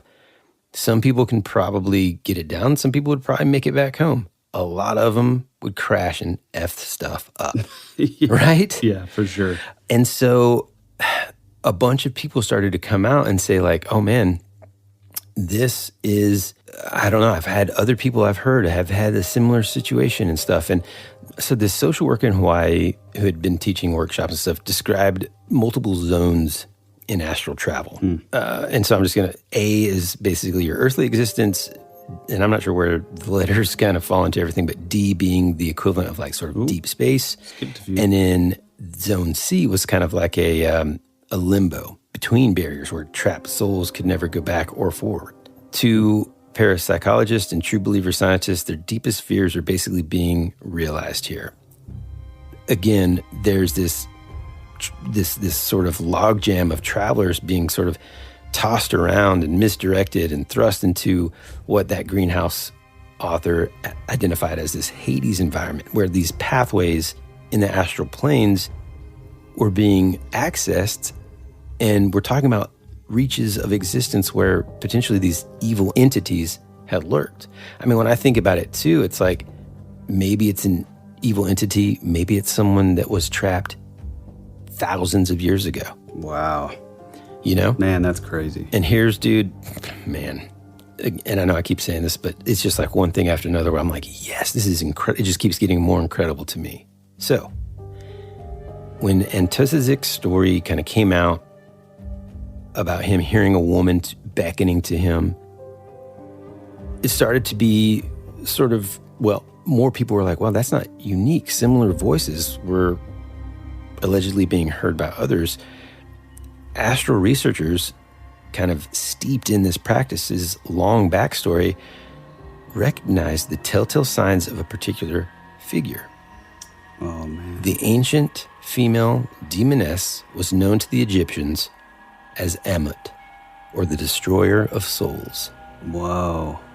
Who existed in the astral planes, specifically the Hall of Two Truths, which, according to ancient texts, corresponds to that middle ground of Zone C's limbo, or the Hades environment. Wow, that's crazy. So, Amut would consume the souls that she came upon to absorb their power. She was a shapeshifter. She could appear as like a beautiful goddess with a seductive siren call. But her true form, which anybody that has watched Moon Knight would kind of remember, they kind of changed her lore a little bit in that show, but her true form is sort of like a combination of the head of a reptile, or think of it as like almost like an alligator head on the body of a lion and hippopotamus. All three ancient symbols of pure animal ferocity. Yeah. So now we've got a situation here, folks, where there's straight up imminent danger, you know, that these experts are seeing. Almost like two things happening here. First, people could die. Second, in this sort of interchange between the physical world and the astral world, something from the darkness here, the Amut, monsters, whatever, could potentially escape into reality. Is this a situation where we're tapping into something, we're opening a door, a portal, a window that we don't know how to close? Yeah. Around the same time, and this is why I think like something's amiss here, because authorities who had been so focused on sort of countering this Soviet progress pivoted, and they did so quickly. And we're almost like needing to figure out a containment scenario. Even the Soviet researchers apparently seem to be rattled. Reportedly, they transmitted this ambiguous warning to their enemies that says, tell America that the psychic potential of man must be used for good. And this was a quote by Professor Inyushin of Kaza State University that we talked about, the guy who did the photographic research early on. The way we know about the fact that the Soviets were kind of pivoting was there's this LA Times reporter, Robert Toth, who was actually stationed in Moscow. He was passed a top-secret parapsychology paper by a Soviet scientist, which then led to an international incident because he was detained by the KGB because of that.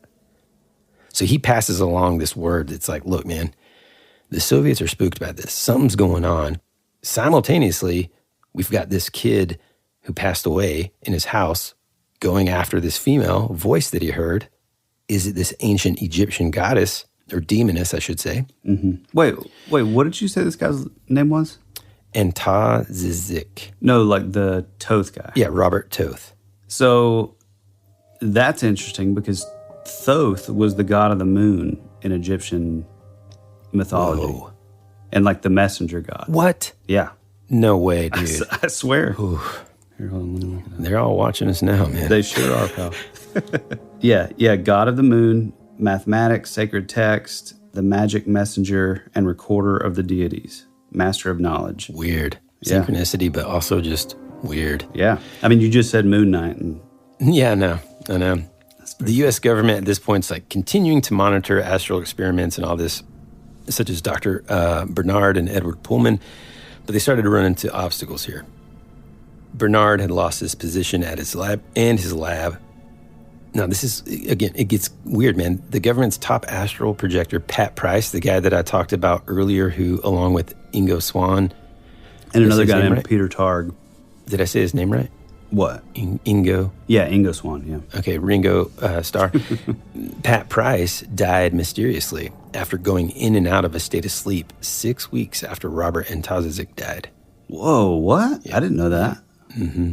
Because he was, even though Ingo Swann was like, you know, we talked about him when he was friends with John Lennon, who supposedly gave him that egg. Mm-hmm.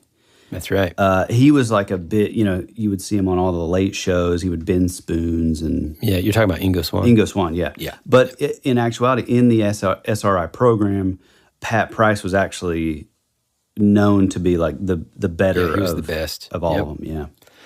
Months after both Antazizik and Price's deaths, the Defense Department, through the Advanced Research Projects Agency, or DARPA, still going, launched a $145,000 top-secret project aimed at new methods of controlling astral projection. They also turned their interest to another leader in the field. You'll recognize his name, Robert Monroe. Yep, the Monroe Institute. Also, real quick before you continue on, guess who the original director for DARPA was? I don't know. Elon Musk's grandpa. Oh, man. Yeah. They're all connected. I know. Here's what's funny about Robert Monroe. He was the guy, the businessman, who experienced seeing his wife in bed with what he thought was another man, turned out to be him. After that occurred, he became extremely fascinated and obsessed with astral projection, which then led to all the stuff that we're going to talk about, I guess because wasn't Monroe... I think the Monroe Institute came out of all this. Okay. So it's neat that he practiced that, saw who he thought was some other dude with his wife. It was him. And then he's like, man, I got to look into this. Became obsessed, opened this sprawling institute in Faber, Virginia, kind of tucked in there in the Blue Ridge Mountains, beautiful area.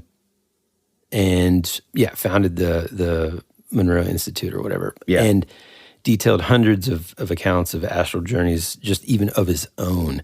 This one account, though, kind of struck me, and so I wrote it down.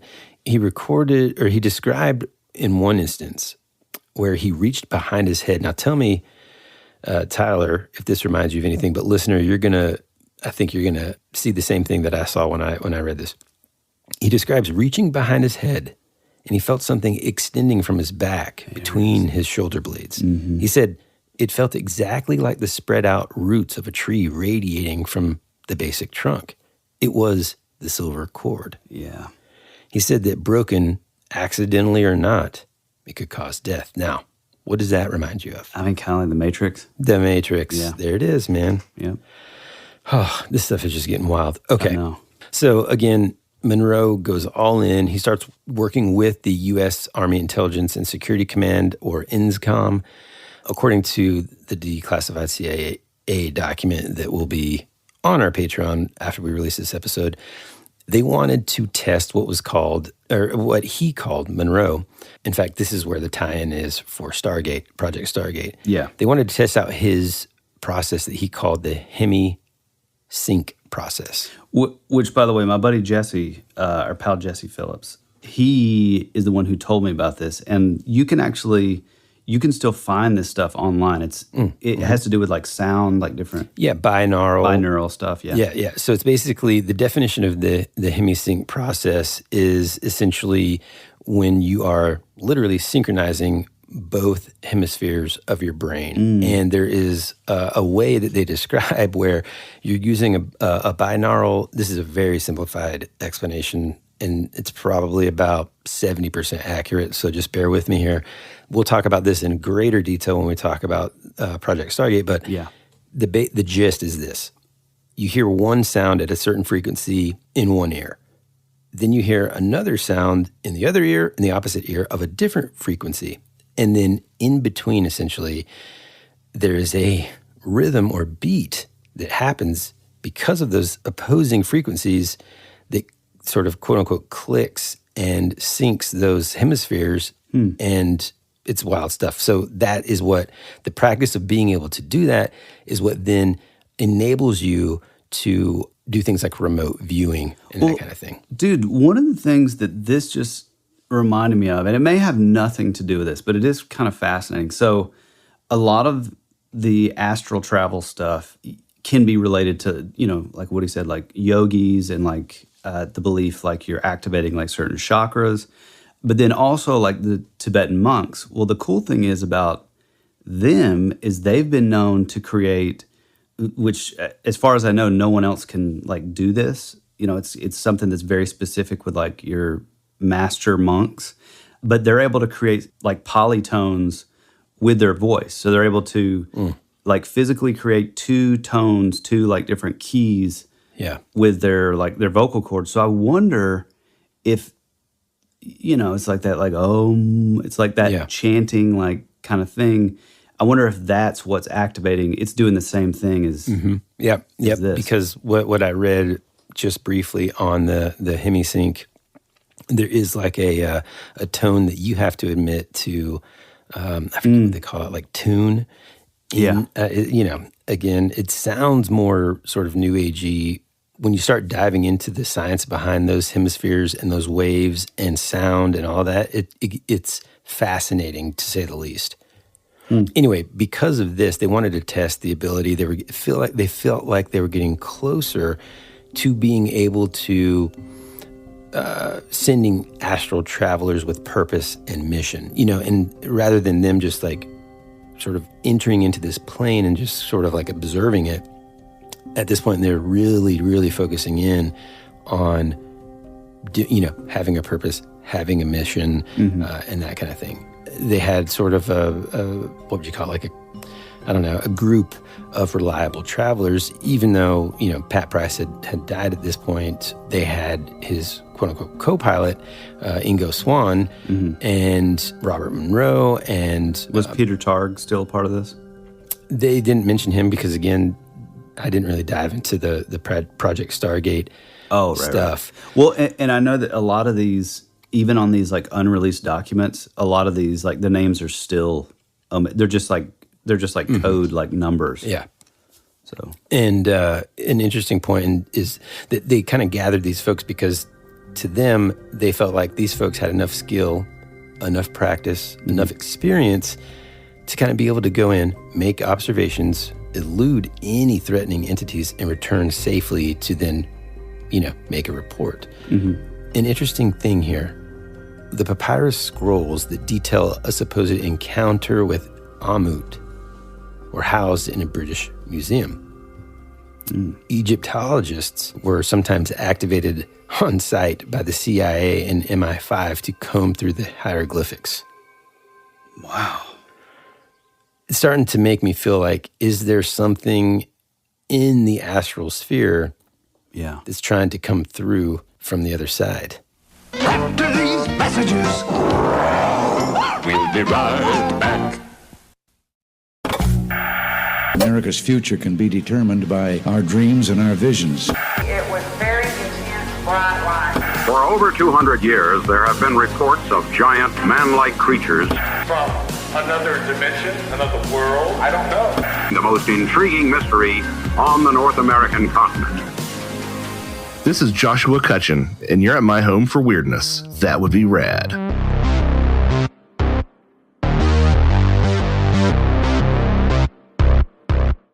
I mean, that's really cool. You remember that nurse, Laverne Landis from Texas, right? Mm-hmm. She was the mother of 5. Her husband died suddenly. She drove out into the Minnesota wilderness, and it was like wintertime. Snow everywhere, snow's piled around. She'd been hearing a voice, a seductive voice. She reported the voice was an astral spirit who promised her with the power to heal the sick. Now, again, just like when we talked about Houdini, but certainly with her background, her story, it makes sense that she would want to do that. Not only on a personal level to save someone like her husband who, died unexpectedly, but in her profession as a nurse. Yeah. She and her boyfriend at the time, a guy named Gerald, went on a 6-month-long road trip. She had quit her job at St. Joseph Hospital. Her and Gerald had become obsessed with following the voice's calls. Overnight, she abandoned her children, and they went out on this 6-month road trip. They'd driven for days, finally, following the voice's beckoning calls to Gunflint Trail, a long road that cut through the wilderness. And at the very end of it, they parked next to this lake called Loon Lake. Snow is everywhere, man. It's freezing cold. It quickly covered the surface of the car. It was all over the lake surface.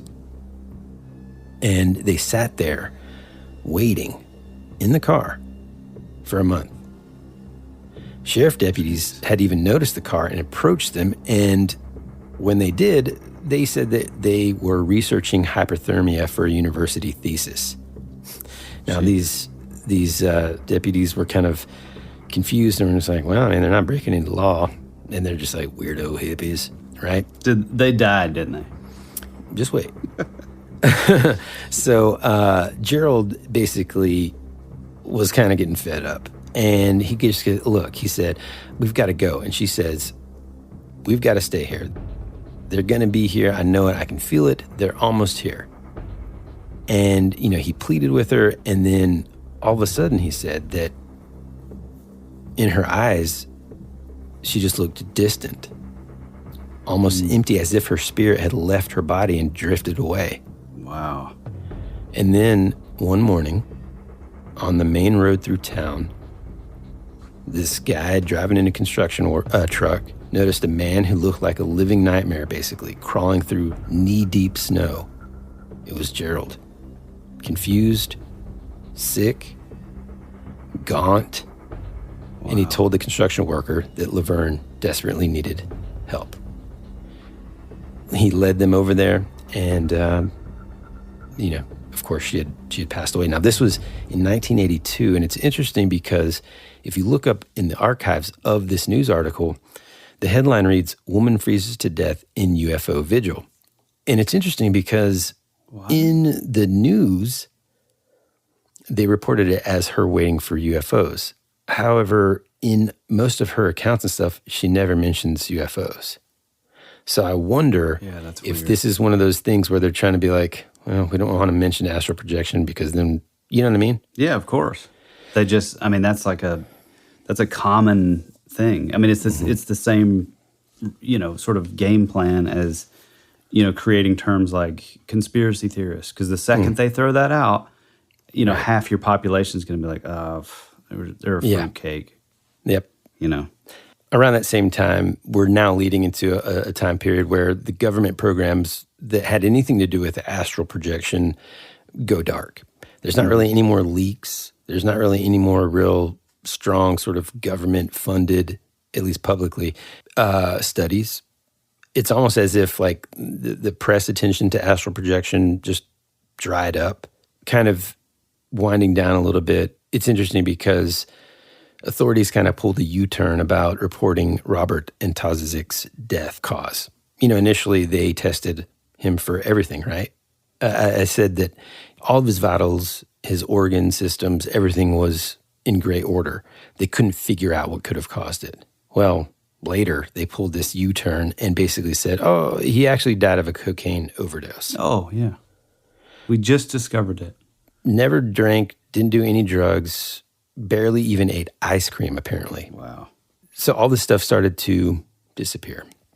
Books went out of print, disappearing from shelves. People who tried astral projection techniques in the past began to find out that they didn't work in the same way. The portal potentially seemed to have closed up. I mean, this is straight up Stranger Things. It is, man. For sure. And what's interesting, though, is some yogi who had learned the practices and passed it down through generations were actually horrified about some of the things that they were, hearing about and being whispered about.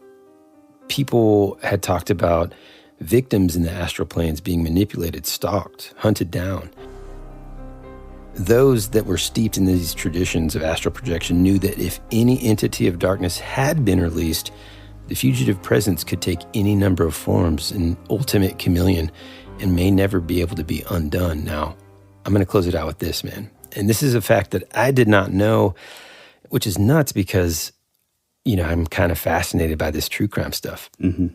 Remember what I just said, right? If there was some sort of dark entity, people that had been passing this tradition on for thousands of years, so experts, right, have said that it could take on a number of forms and could be the ultimate chameleon. In the 80s, an estimated 200 serial murders occurred. Okay? I'm going to give you two quotes. One by a guy named Herbert Mullen. Or not quotes, but like reports. Reportedly, he was into astral projection. Now, in case you're not into true crime, you have no idea who that is, he was a serial killer in the late 70s. He killed, in the early 70s, who killed 13 people in California. David Berkowitz, otherwise known as the Son of Sam, was also into astral projection. Charles Manson reportedly studied it to use AP to get people to do his bidding. And even the Laverne Landis sort of event where she went out and all the things she described actually parallels this scribe's account in an ancient Egyptian text of his experience basically coming across Amut in the astral plane and then being able to escape. So here's another little bit of pretty amazing sort of synchronicity or coincidence, if you will. Also, all of the major serial killers also had, or at the time that they were, caught or whatever, or had previously had connections with the CIA. Yeah. I think there's a picture with Eisenhower's wife with the Night Stalker. And he's in the office and everything. Once you start looking into this, and I think too with this, I think there is some overlap between the MK Ultra program, the Project Monarch program, Project Stargate, but there's a mind control element that sort of has some overlap in this. So I wonder if there's some connectivity with all that, Yeah. I mean, Edward Pullman, who had been monitored by intelligence agencies when he ran the Dallas Astral Projection Lab, received some more interest from the government when questioned in 1977 by the U.S. House of Representatives Committee on Assassinations. Pullman had been a business partner of Lee Harvey Oswald's assassin Jack Ruby, and some speculated Pullman had practiced hypnotism on Ruby. There we go. Gateway to guiding his subjects into astral projection. There you go. I know this was a long one. I know we talked about a lot of stuff, a lot of out there concepts. But man, whenever I came across this stuff, I couldn't help it. It connects to our talks about dreams.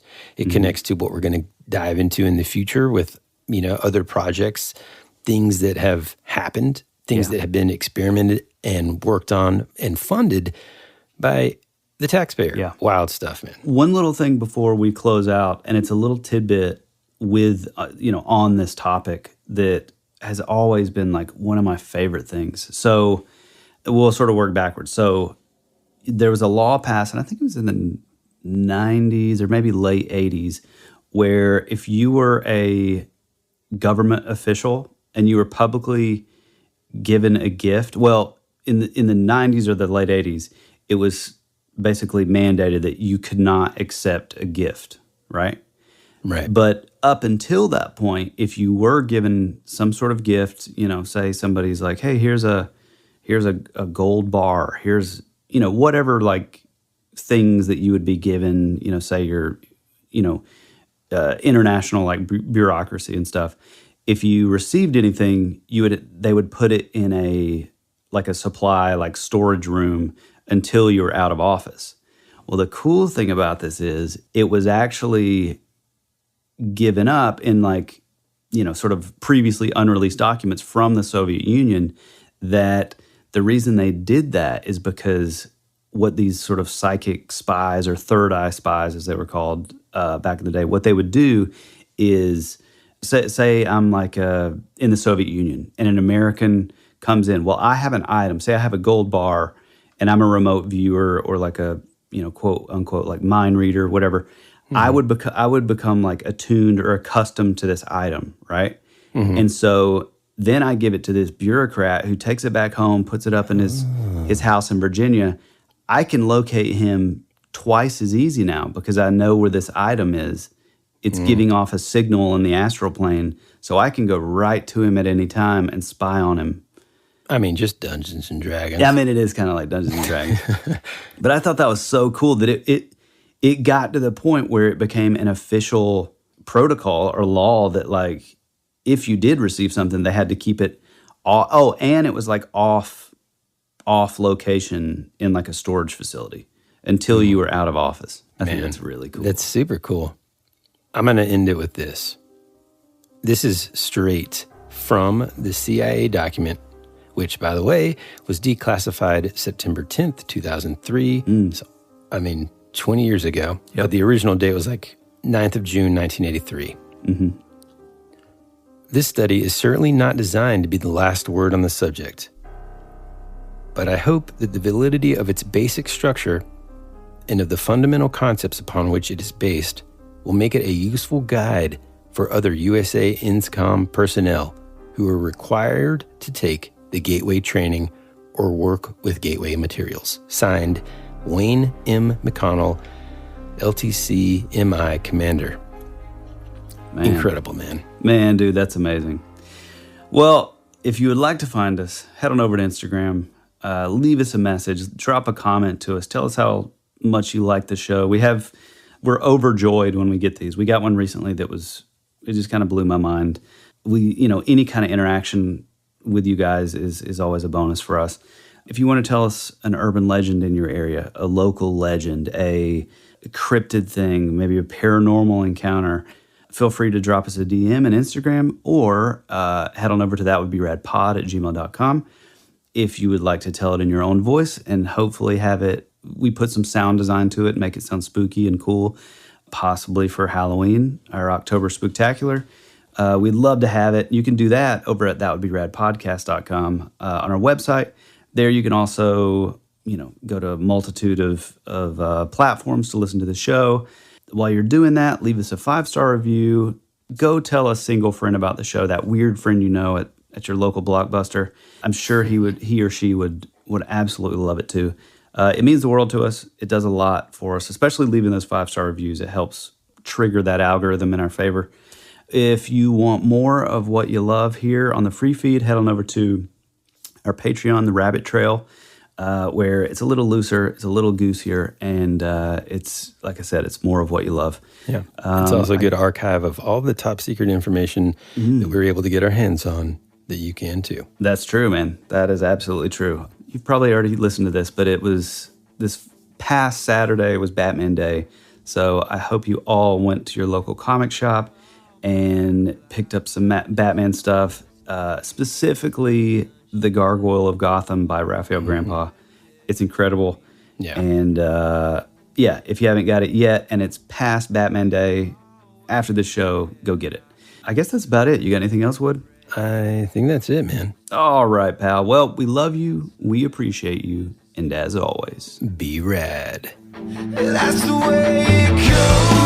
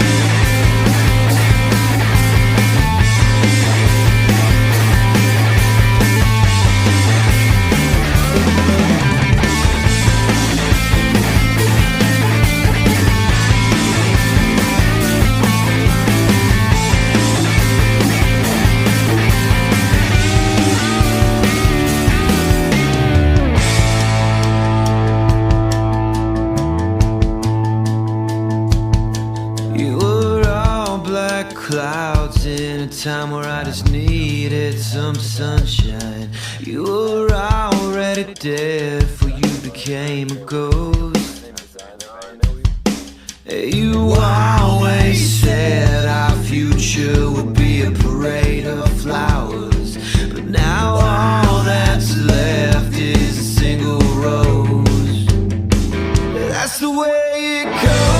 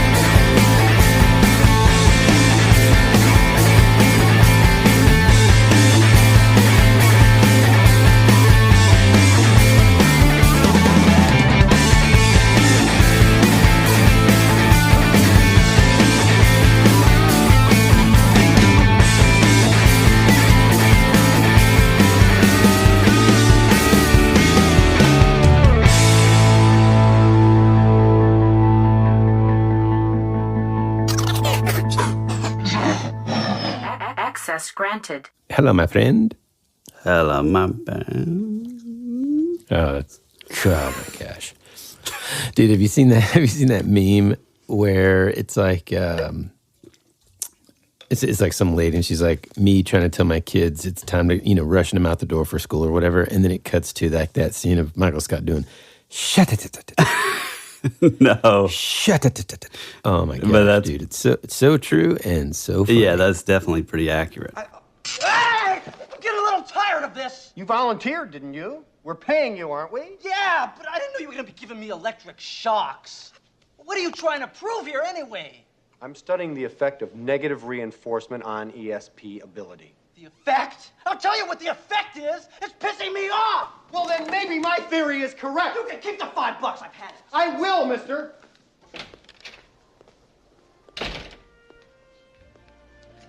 You may as well get used to that. It's the kind of resentment that your ability is going to provoke in some people. Shh.